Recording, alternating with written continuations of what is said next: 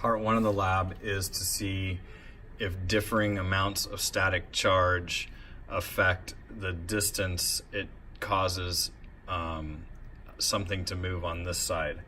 One thing you could do is a broken match hung by a string.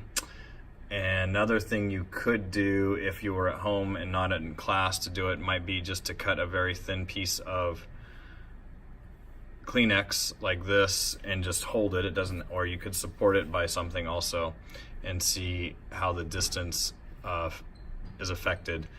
So what you're going to want to change on purpose is the amount of charge you give the balloon. So you may start with something like just a single move on the balloon like that and see if it affects the distance before the match head moves. You would move in really carefully this way and look for any small changes that you see over here. Of course, you wouldn't want it shaking like that to start, okay?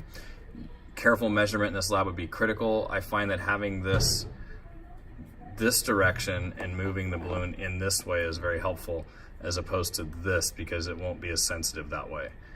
This way you'll see any slight change, okay? So you might start with one rub and then increase it to maybe 2 or 3 and work your way up to maybe 15 or 20 rubs on the balloon to see if it makes a big difference. So another experiment you're going to do is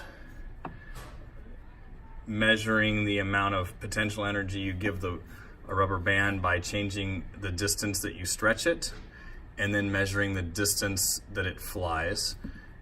So maybe you start with a couple centimeter stretch and work your way up to a greater stretch. And then finally, the last thing you're gonna do is the potential energy and a ball drop. So you're gonna change the height that you drop the ball from and measure the rebound height.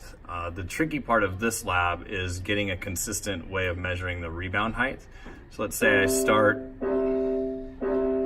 at 10 centimeters and you might have to practice figuring out how to get the right height on the rebound to measure it.